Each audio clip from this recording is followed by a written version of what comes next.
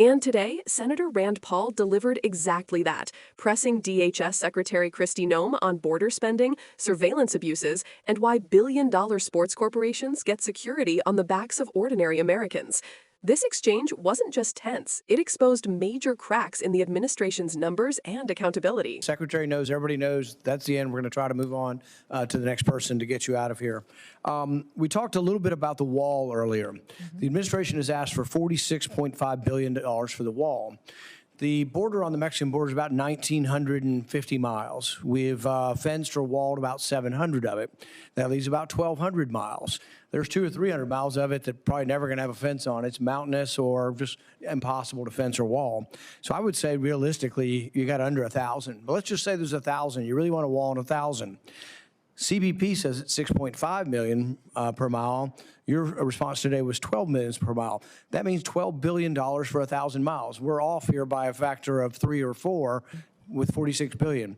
Where's the rest of the 46 billion? The administration says they want 46 billion for a wall. You could pave all of it and still have, 34 billion left over. What's the 34 billion going for?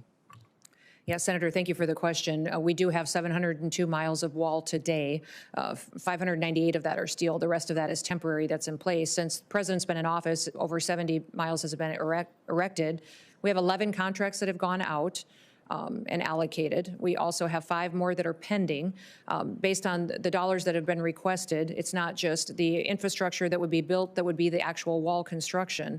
It would be also surveillance equipment. The number's way off. 1,000. You could do 1,000 miles for 12 billion. You're asking for 46 billion. So I'm one who's not impressed and would have to see more detail as to where the rest of the money goes. We can't just throw $30 billion out there and say things cost a lot. I agree. We'll get you the specifics on that. With regard to the drones and all the preparatory work that DHS does and the government does for the NFL and for FIFA, does NFL pay DHS for the work you do? Boy, not to my knowledge. I will. Well, I mean, here's my point. The NFL makes billions of dollars. We're $2 trillion in the hole. I don't care if government shares their technology and government helps out the World Cup. They ought to pay. Yeah, People are paying hundreds of dollars for tickets. I mean, thousands of dollars for the NFL, for Super Bowl and things. They're also paying for FIFA. And so these people ought to pay. And so I'm one holding up these authorizations, and I'll let them go forward, but I want people to pay. I mean, it's ridiculous that the average taxpayer who could never afford to go to an NFL Super Bowl has got to pay for their security. Should the government help? If we have technology they don't, perhaps.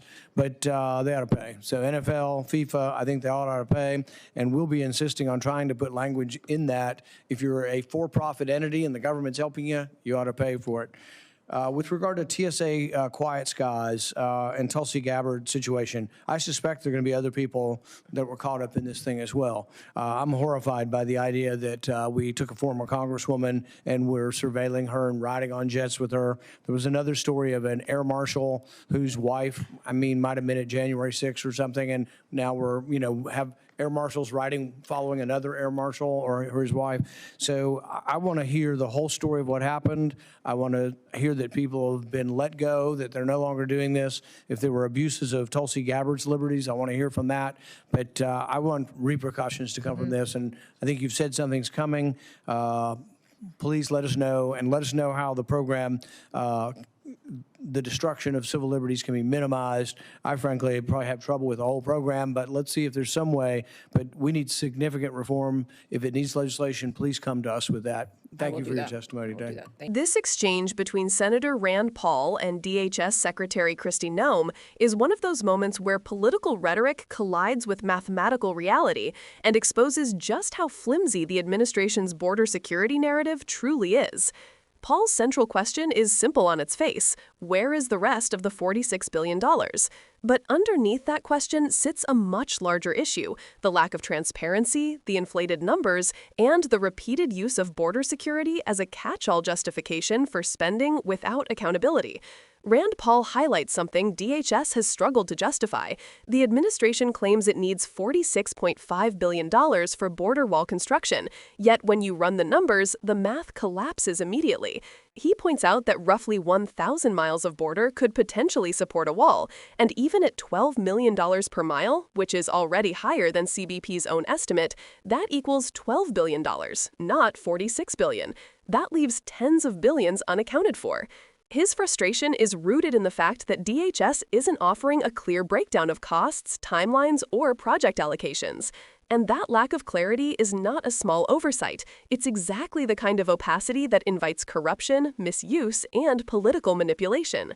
For years, Donald Trump and his allies have sold the border wall as a magic solution, despite experts, analysts, and even Border Patrol officials acknowledging that a physical wall does little to stop modern migration patterns, drug trafficking, or organized crime. The wall has always functioned more as a symbol than a strategy, a visual promise that generates applause at rallies, even though it does not address the root causes of migration or the systemic gaps in modern border enforcement.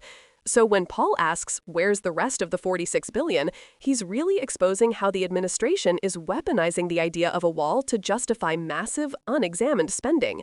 And Secretary Noem's response, offering vague references to contracts, drones, and preparatory work, only reinforces the concern that no one can actually defend the numbers. And then Rand Paul shifts to another crucial point. Why is DHS using taxpayer dollars to provide security for billion-dollar sports leagues like the NFL and FIFA?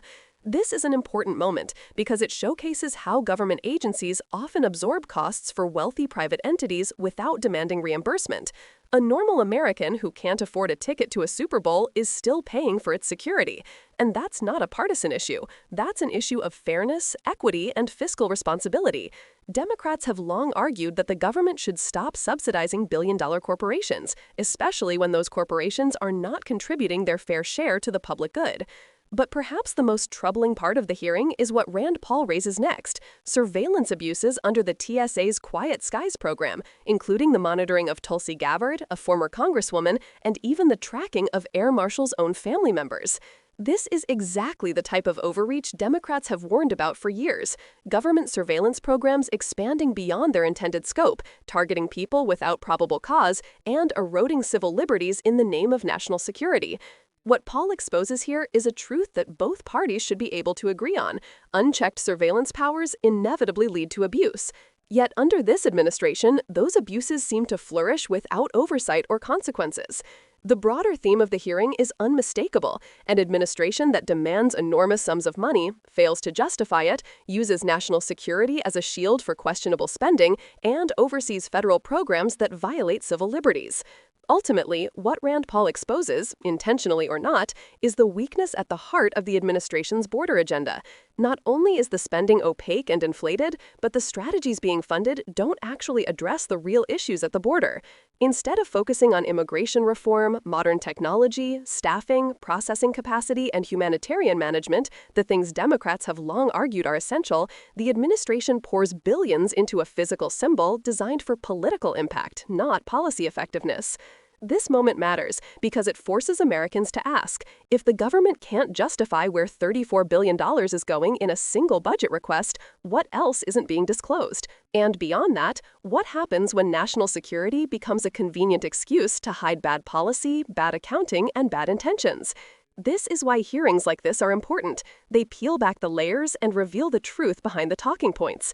And as always, it's up to us, the public, to stay informed, stay critical, and demand accountability from the leaders spending our money in our name.